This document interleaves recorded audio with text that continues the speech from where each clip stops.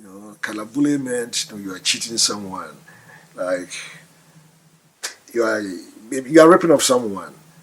So we call it kalabule, and especially traders were accused of being kalabules because they will buy things at low price and sell it at high prices, or they would hoard things and then release them in bits. So creating artificial shortages in the system, and the soldiers would go out and crack on them and pull things out and sell them.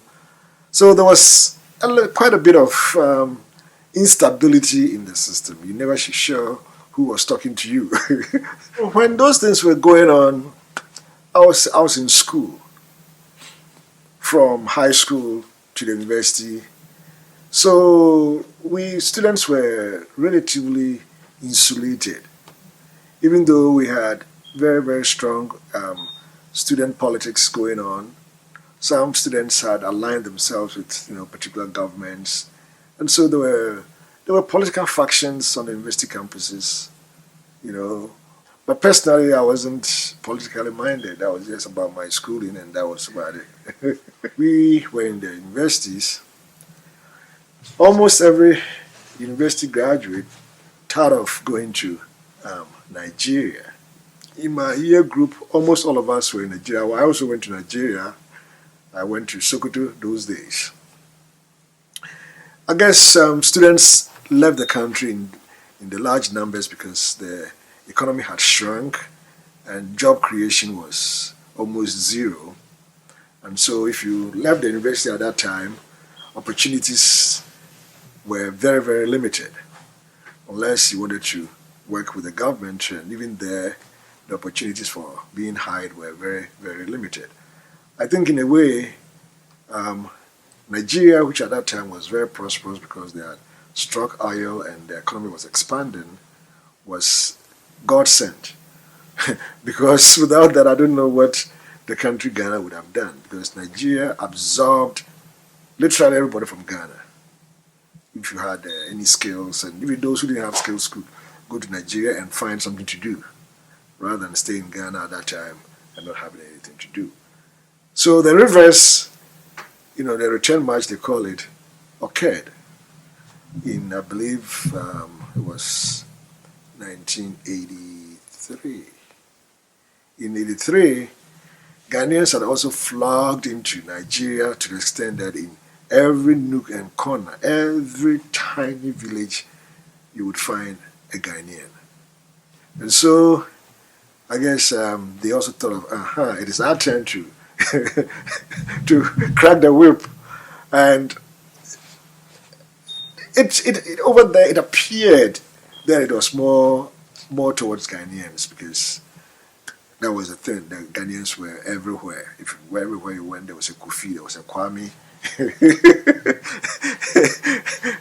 Yeah, it wasn't uncommon to be the Nigerian and for the Nigerian to ask you, or just to see you and call you Kofi.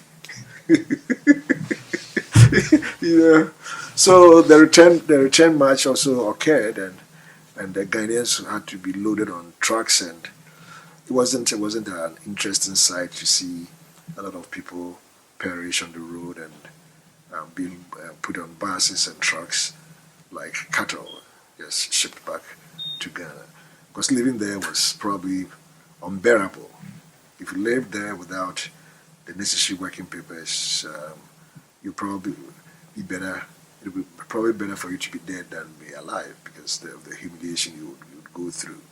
Fortunately, I wasn't forced out because I had my staying properly regularized. So I wasn't forced out, but we saw events taking place, and fellow Ghanaians were scared going out. If you went out and you met an immigration officer, you were in trouble, and things like that. But fortunately, my stay permits were proper, were legitimate, so I didn't have to worry about that.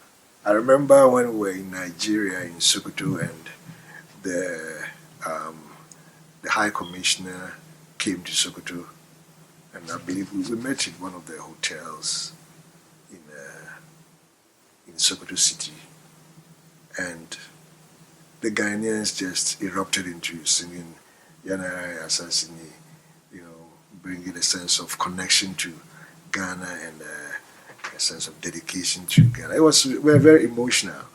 Whenever Yanara Assassini is sung, people feel very much Ghanaian. I think probably that should be the national anthem. Yanara Assassini, board in my Mujan and Anushegu. It really goes deep. It really goes deep if you try to analyze the words of that song. You can feel that this is very, very emotional, and people can tell. And I think Dr. Ifre Mamo, who wrote that song, did very well thought song, and it carries what it means to be a Ghanaian.